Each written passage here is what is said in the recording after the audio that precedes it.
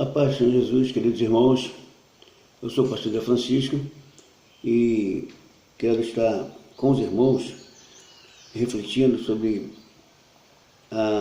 discorrendo sobre a lição da EBD, essa lição tão importante desse primeira lição desse último trimestre, o quarto trimestre desse ano de 2020, e a gente vai estar falando sobre a vida de Jó, está estudando sobre a vida de Jó, sobre o livro de Jó e tudo ocorrido na vida de Jó, que é de fato algo extremamente maravilhoso.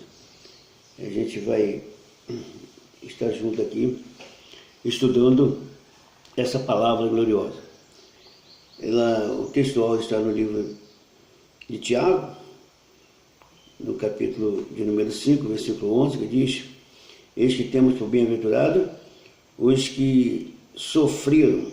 Ouviste qual foi a paciência de Jó, e viste o fim que o Senhor lhe deu, porque o Senhor é muito misericordioso e piedoso. Então, o Tiago capítulo 5, versículo 11, falando a respeito de Jó, dando testemunho a respeito de Jó, dando incentivo aos crentes perseverarem em qualquer que seja a circunstância que a vida proporcionar. O sofrimento, as desilusões, os fracassos, às vezes, que se enfrenta, não são sinal de reprovação de Deus, mas pode ser uma aprovação da parte de Deus, e se ela for vencida, por certo virá um grande prêmio da parte de Deus, um grande benefício, a virada de página. A verdade prática está, que é a palavra do nosso comentarista. Ela diz assim: o livro de Jó não é apenas uma preciosidade de literatura universal, mas, sobretudo, uma poderosa resposta de Deus para as grandes questões da vida. Então, aqui, irmão, nós temos aqui uma síntese, um pequeno resumo acerca de tudo que vamos estar estudando. O livro de Jó não é apenas uma preciosidade de literatura universal, porque, segundo os eruditos, o livro de Jó foi o primeiro livro a ser escrito. E o primeiro livro, embora a Bíblia ela não está por ordem cronológica, o primeiro livro a ser escrito foi o livro de Jó, segundo os eruditos. E a gente pode atestar com relação, se você for acompanhando na história, você vai ver que, de fato, tem a ver. Vamos, então, à leitura bíblica em classe, que encontra-se nos seguintes livros. 2 Timóteo, capítulo 1, versículo 16, Ezequiel, capítulo 14, versículo 14, 19 e 20, e Tiago, capítulo 5, versículo 11. Nos diz assim, em 2 Timóteo, capítulo de número 1, ou melhor, de número 3, versículo 16. E assim: toda a escritura divinamente inspirada é proveitosa para ensinar, para redarguir, para corrigir, para instruir em justiça. Ezequiel capítulo 14, versículo 14, diz assim: ainda que estivesse no meio dela três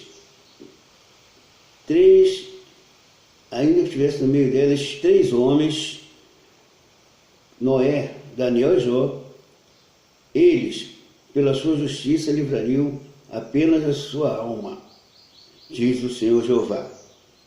Ou, se eu enviar a peste sobre a terra, sobre tal terra, e derramar o meu furor sobre ela com sangue para arraigar dela homens e animais, ainda que Noé, Daniel e Jó estivessem no meio dela, vivo eu, diz o Senhor Jeová, que nem filho nem filhas eles livrariam, mas só livrariam as suas próprias almas, a sua própria alma, pela sua justiça. E o último versículo, que é Tiago, capítulo 5, versículo 11, diz: este temos por bem-aventurado os que sofreram, ou visto qual foi a paciência de Jó, e visto o fim que o Senhor lhe deu, porque o Senhor é muito misericordioso e piedoso. Na realidade, tudo que lemos aqui, reforçando o que vamos estudar e mostrando que a salvação ela é plenamente individual. Você não pode confiar a sua salvação em ninguém, em nenhum outro nome a salvação, disse Pedro aos magistrados lá de Jerusalém, porque em nenhum outro nome a salvação, porque também debaixo do céu nenhum nome é dado entre os homens pelo qual devemos ser salvos. É só o nome de Jesus, e isso é pessoal. Cada pessoa deve se render a Jesus e fazer confissão e estar contrito, totalmente arrependido dos pecados, e aí com essa confissão essa pessoa recebe purificação. Então o pai não levará o pecado do filho, nem o filho o pecado do pai, mas a alma que pecar, essa morrerá. Então o pai tem que se referenciar, tem que orientar o filho, principalmente quando ele é criança, ainda sem capacidade de julgar sobre a vida, mas o pai deve instruir, mas o pai não pode salvar o filho não pode salvar o pai e vice-versa. No que tange a salvar a alma, libertar. O corpo, muitas das vezes, o filho e os pais até conseguem alguns controles para livrar, mas a alma só Jesus pode salvar. Vamos à introdução da lição, que nos diz assim, neste trimestre estudaremos o livro de Jó, uma das mais fascinantes da Bíblia. Não há em toda a literatura bíblica ou outra semelhante, diferente na sua estrutura, no estilo e, sobretudo, no conteúdo. O livro de Jó demonstra a grandeza de Deus diante da finitude humana. E é, portanto, uma obra que alimenta nossa esperança quando tudo mais parece ter perdido sentido. Então, lendo o livro de Jó, a pessoa vai se reanimar quando ela estiver passando algum desabor na vida, que já não estiver encontrando mais razão para viver. O livro de Jó dá um despertar e mostra que é extremamente interessante e recompensador confiar em Deus em toda e qualquer circunstância. Vamos aqui, irmãos, ao primeiro tópico, que fala sobre a autoria, o local e a data do livro de Jó. Então, quer dizer, é de extrema importância a gente atentar para isso, para conhecer sobre o livro que a gente proclama, defende. Nós somos apologetas da Bíblia, defensores da Bíblia, então a gente precisa conhecer acerca dela. O autor de Jó. Quem escreveu o livro de Jó é motivo de longo debate nas opiniões. Passam por Moisés, Eliú, Salomão, Ezequias, Isaías e até mesmo Êxodo. Os que não acreditam no mover sobrenatural de Deus sobre os autores bíblicos fazem do livro uma colcha de retalhos. Afirmam ser ele a produção de vários autores e em diferentes épocas. Entretanto, o cristianismo histórico e conservador não tem o livro de Jó como uma ficção religiosa, mas como uma narrativa poética inspirada por Deus e redigida por um autor. A própria Bíblia não apresenta indicação ao autor do livro, mas o fato é que o autor conhecia a forma poética e nela expressou a maior parte do livro. Então, irmãos, aqui deixou assim bem claro que há uma diversidade de raciocínio e pensamentos com relação ao livro de Jó, mas nós que somos defensores da Bíblia, que de fato amamos a Bíblia e entendemos que a Bíblia é nosso livro de regra de fé e prática, e que toda ela foi orientada pela mente de Deus e o Espírito Santo usou aqueles que escreveram para nos trazer esclarecimento. Embora o livro de Jó não relata qual foi o seu escritor, nós acreditamos que é a mesma mente, que é a mente de Deus e a revelação do Espírito Santo que trouxe essa inspiração a alguém que o nome não foi declarado, mas que nós entendemos que a revelação veio do autor principal da Bíblia, que é o próprio Deus. Vamos para o segundo subtópico aqui, fala sobre a pessoa histórica de Jó. A Bíblia mesma atesta que Jó foi uma pessoa histórica. O profeta Ezequiel afirma que ele, de fato, foi uma pessoa real,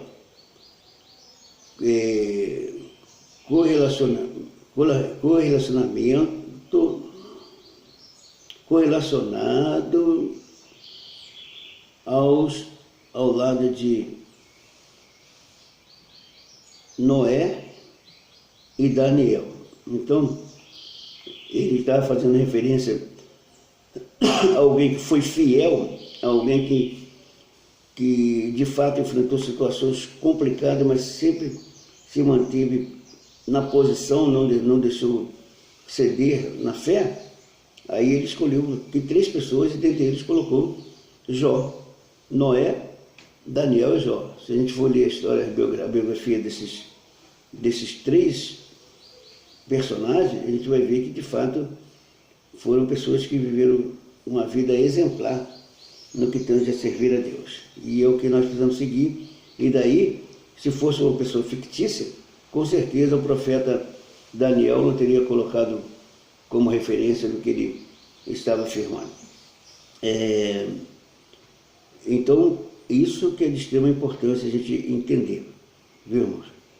Tiago, por exemplo, atesta a realidade histórica do principal personagem do livro, bem como a sua autenticidade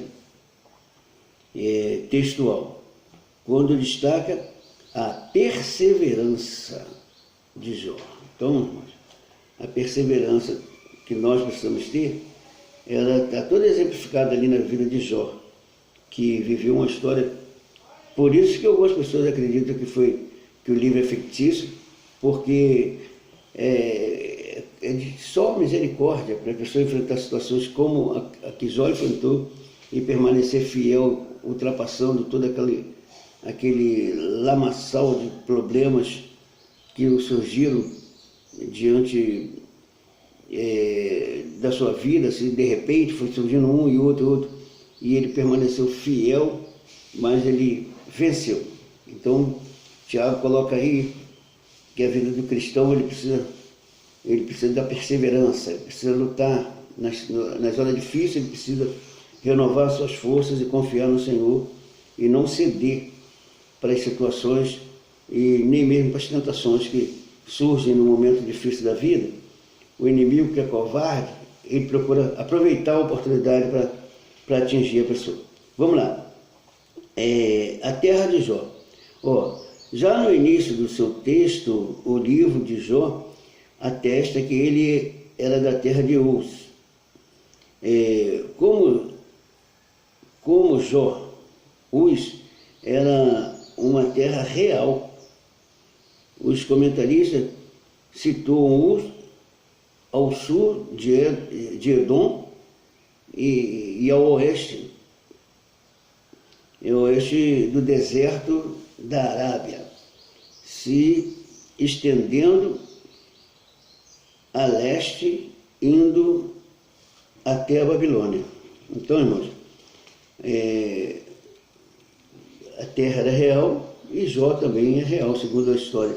Quando a gente começa o livro de Jó, a leitura no livro de Jó, você vai logo ver de onde ele foi originário. E o Jó, afirma a Bíblia que ele era de uma terra, era de Uz, dos caldeus, e ele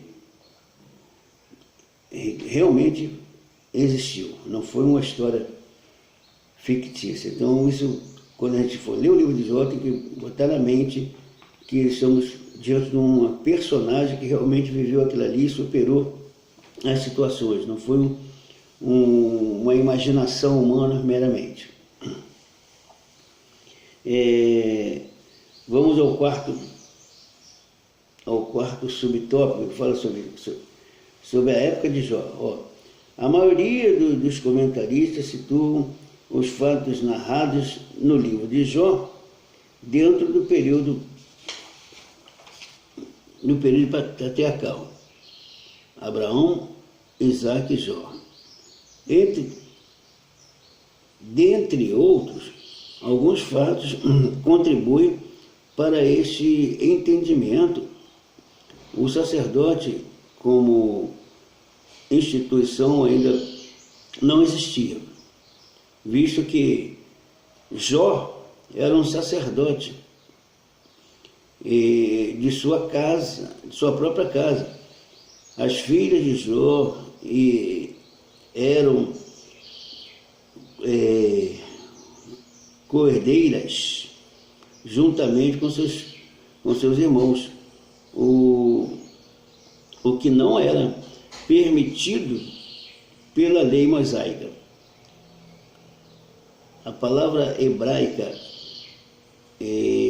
keshat, traduzida como uma peça de dinheiro, ela, em Jó capítulo 42, versículo 11, só aparece em outras duas ocasiões na Bíblia. Em Gênesis capítulo 33, uma em Gênesis capítulo 33, versículo 19, e a outra em Josué 24, 32. Então, irmãos,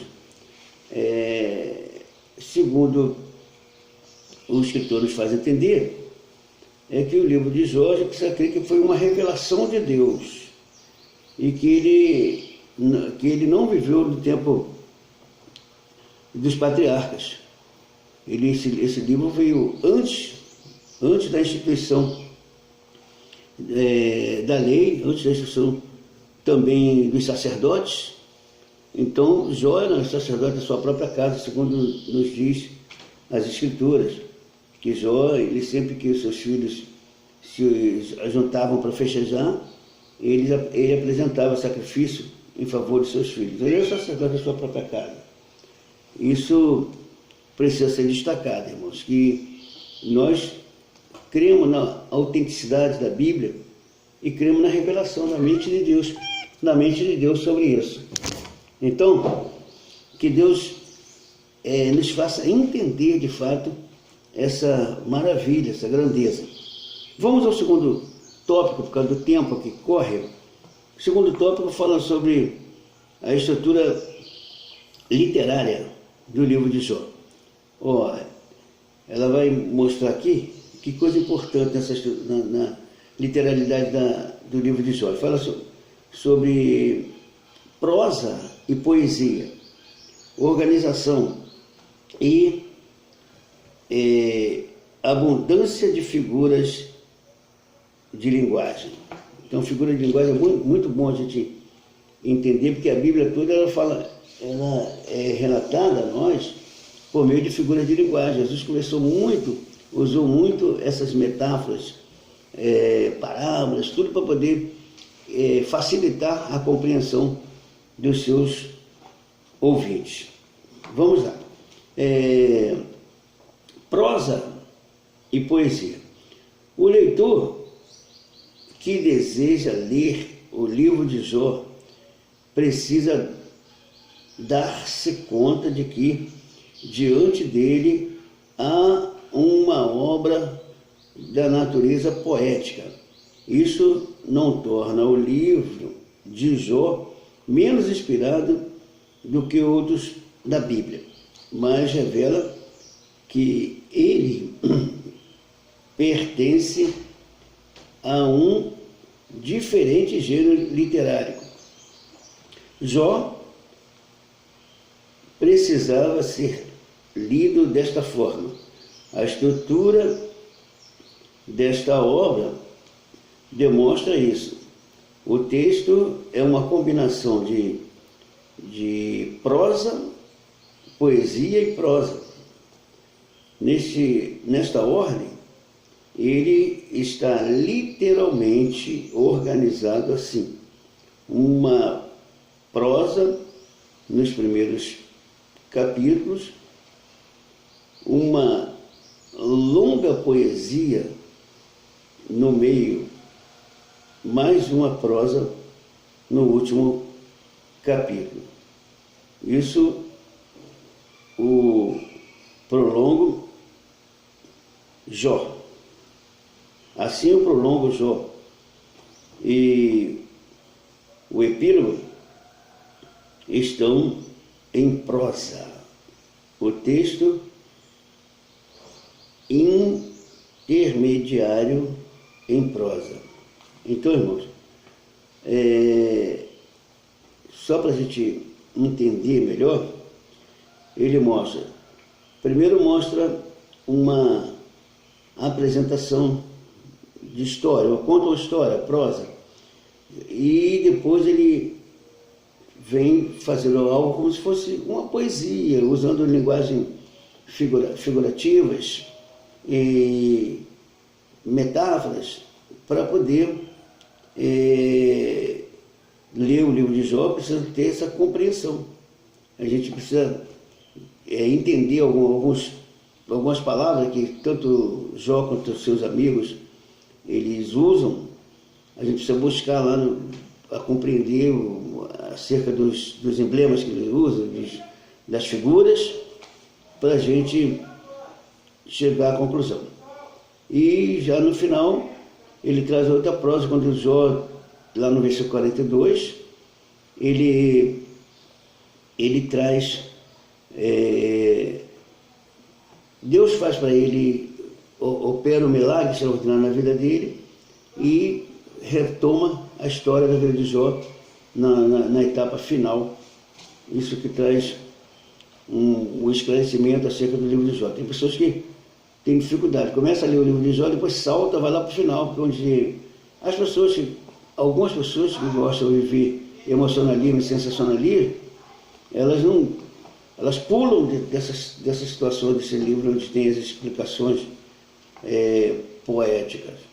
Então, vamos agora para o segundo subtópico, fala sobre a organização do livro de Jó. Olha só. O texto, em poesia, há a seguinte organização: um monólogo feito por Jó, 3 ciclos de diálogo entre Jó e seus amigos, Elifaz, Bildade e Zofar. 4 outros discursos de um quarto amigo jovem, Eliú. Aqui, pela revelação de Deus, onde ele manifesta o seu poder e graça, e finalmente a humilhação de Jó diante da revelação divina e a sua restauração. Uma coisa gloriosa. Aqui ele está dando explicação, põe em ordem a relação das poesias, como foram organizadas. Então, é de extrema importância a gente, agora no decorrer desse trimestre, a gente vai estar discorrendo em parte desse texto que vai nos dar maior esclarecimento. Agora fala sobre a abundância das figuras de linguagem. Ó, o livro é rico em metáforas. Esse recurso estilístico é usado pelo autor bíblico quando ele quer dar mais expressividade e maior vivacidade ao texto. O autor almeja que o texto seja colorido ao invés de preto e branco. Jó, por exemplo, usa figuras que vai e vem do tecelão, usa a figura do vai e vem do tecelão para demonstrar a brevidade da vida. Vento, Jó, capítulo 7, versículo 7, nuvem, Jó, capítulo 7, versículo 9, sombra, Jó 8, 9, 14, 2, uma corrida,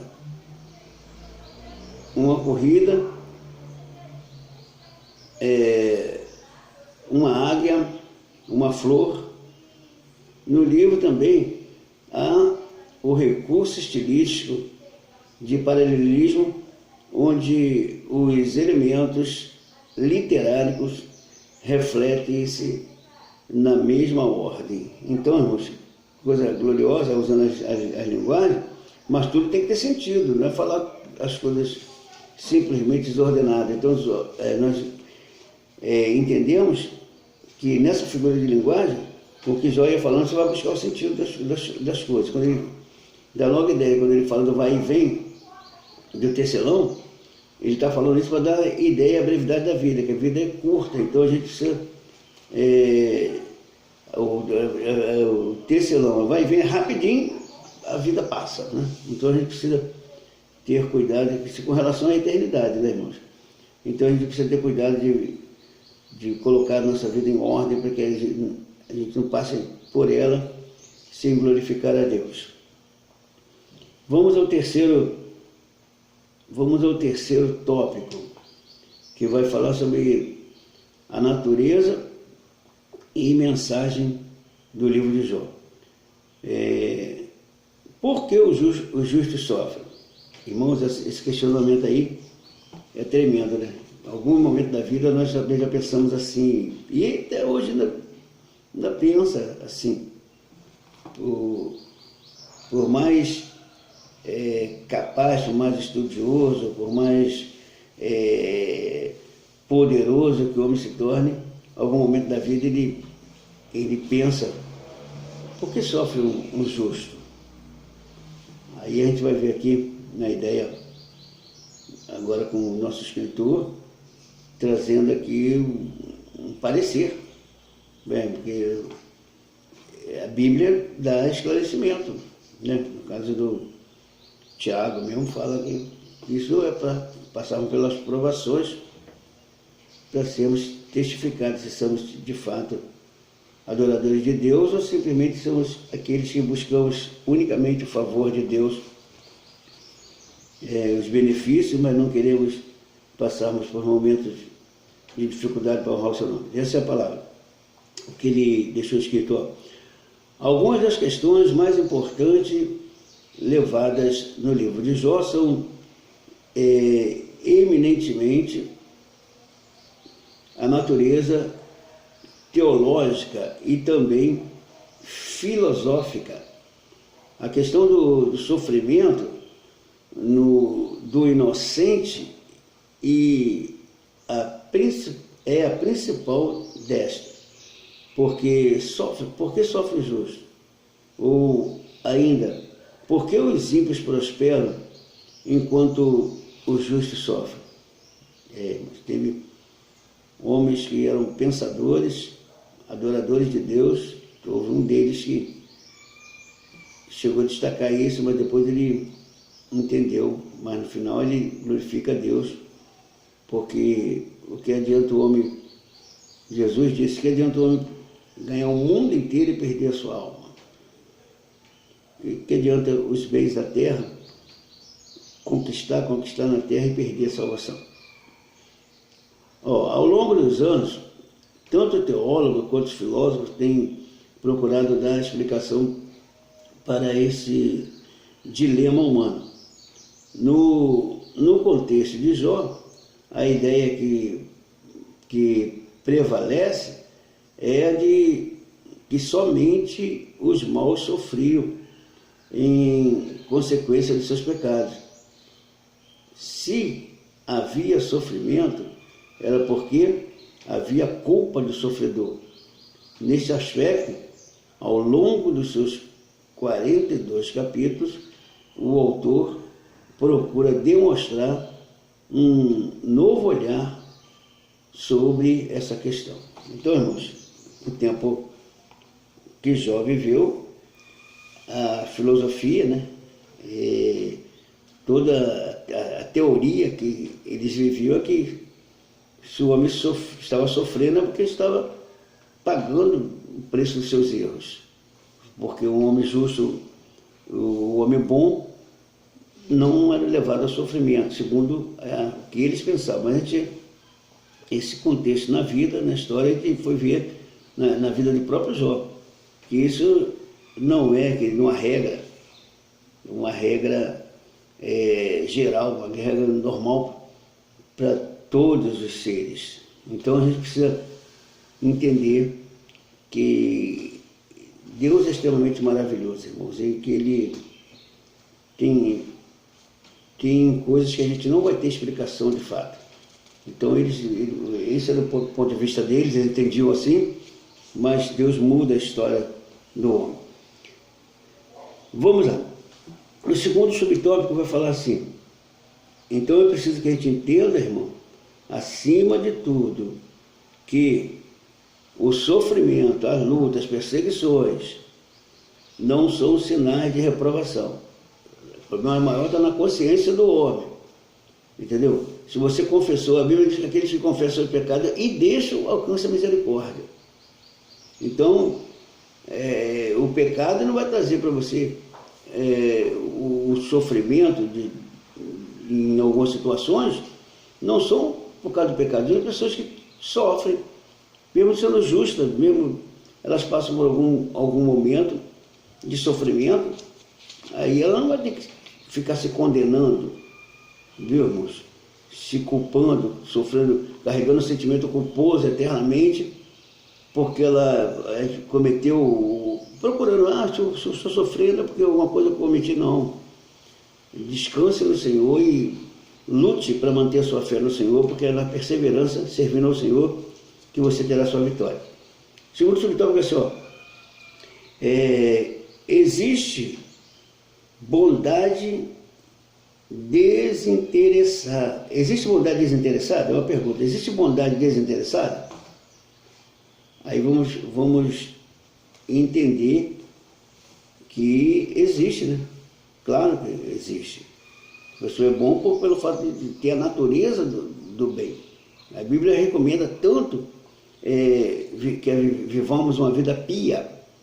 Então, Quando a pessoa recebe Jesus como Salvador, automaticamente ela larga a vida de impiedade, da prática da maldade, para viver a prática do bem. Então, existe bondade desinteressada, sim. Agora, é claro que a natureza humana tenta sempre levar uma vantagem, mas servindo ao Senhor, a gente pode superar. Vamos lá. Para muitas pessoas, qualquer prática religiosa não passa de barganha. Essa era também a tese do diálogo. Para ele, Jó só permanecia fiel porque recebia benefício em troca. Era um homem agraciado com muitos bens, com uma família formidável, cercado de muitos amigos, e gozava de boa saúde. Nessas condições, como disse Satanás, todos são devotos. Todavia, vindo o infortúnio, a tragédia e a calamidade, será que esse fervor religioso permaneceria? Satanás estava disposto a apostar que espiritualmente Jó não subsistiria a uma prova de fogo. O livro mostra como Jó se comportou nessa prova. Então, irmão, Satanás foi tentar o homem, onde foi lá fazer negociar com Deus aquilo que ele achava que o homem era fraco, que o homem só serve a Deus em troca de benefício, em troca de favores, em troca de recompensa. Na realidade, em parte, sim.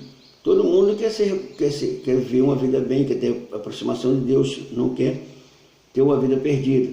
Mas de ser interessado unicamente pelas coisas materiais, ou servir bem a Deus só porque tem os benefícios, como nossos dias, ainda tem pensamentos assim. Algumas pessoas acham que nesse evangelho aí da prosperidade aí, se a pessoa não estiver bem na vida, não estiver desfrutando do bom carrão, de uma boa casa numa grande metrópole, casa de campo, de praia, e sítio daquilo ali, isso é sinal de muita bênção, né, cara? Mas se a pessoa está na caidinha, andando de bicicleta ou daí para baixo, tá devendo, tá pecando, não tem fé. Não, irmãos, Jó se manteve íntegro, soube viver na prosperidade, na abundância, mas também soube viver o momento de decadência, e por isso ele foi restaurado.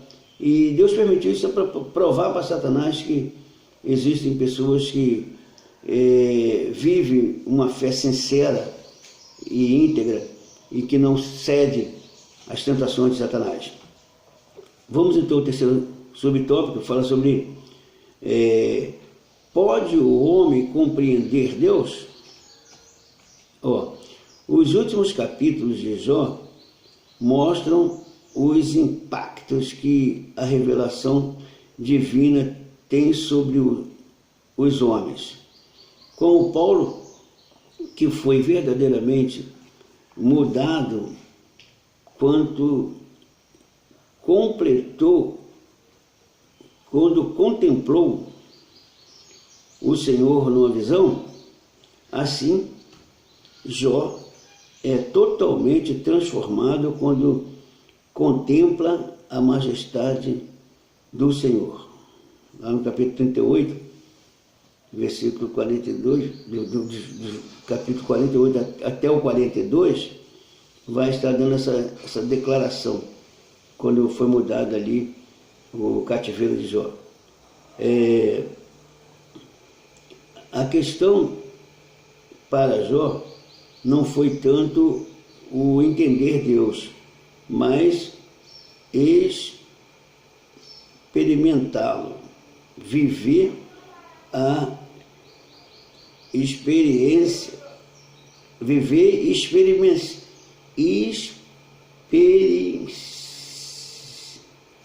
Opa, deixa eu fugir aqui o papai. Viver e experienciar. Deus mudou completamente a vida de Jó. Eis uma grande lição deixada por esse precioso livro. Deus muda. Se você enfrentar as situações, se você não negar o nome de Deus e lutar até o fim, Deus, ele não é um mau patrão. Ele recompensa todos os esforços feitos. Existem, para se glorificar a Deus, a gente precisa passar por muitas provas da renúncia. Jesus, ele disse, no mundo tereis aflições. Ele disse, tem de bom ânimo. Se tiver bom ânimo, vai superar as aflições, senão vai negar e aí vai perder a bênção. Então a gente precisa pôr em mente que ninguém consegue compreender Deus. Ninguém consegue compreender Deus. Só aqueles que Deus se revela a Ele e se declara a Ele. Vamos à conclusão. Nesse capítulo, nesse capítulo, apresentamos algumas informações básicas sobre o texto histórico e literário de Jó. Quanto ao seu gênero, o livro é a natureza poética. Isto é importante para a compreensão da própria escritura, como o livro foi organizado. Vimos que o livro apresenta princípios teológicos que transcendem o espaço e o tempo. Esses princípios são para todas as épocas e culturas. O que é demonstrado é que o conhecimento de Deus e o anseio é o anseio de todo ser humano. O conhecimento de Deus, todo homem gostaria de conhecer a Deus. Até aqueles que se dizem inimigo, eles gostariam de conhecer a Deus, mas Deus só se revela a quem Ele quer revelar. Agora, se você quer conhecer a Deus, Deus se fez revelar em Cristo Jesus, na palavra. E a palavra ficou declarada, que para se achegar a Deus precisa se voltar para Jesus. Jesus disse, eu sou o caminho, a verdade e a vida, e ninguém vem ao Pai senão por mim. Então, se quisermos de fato conhecermos a Deus, precisamos nos aproximarmos de Jesus e conhecer a sua história, a palavra de Deus, a Bíblia Sagrada. Então, eu espero ter contribuído alguma coisa para os irmãos. Eu sou o pastor Zé Francisco e estou trabalhando na congregação em Carlos Sampaio, Assembleia de Deus, uma das congregações da IADA. A IADA é a primeira Assembleia de Deus em Austin. O pastor presidente é o pastor Zé Augusto Nunes, e a gente está ali contribuindo com aquela porção do povo de Deus ali, naquele lugar em Carlos Sampaio, Rua do Sul, número 14. Deus abençoe a todos, em nome de Jesus.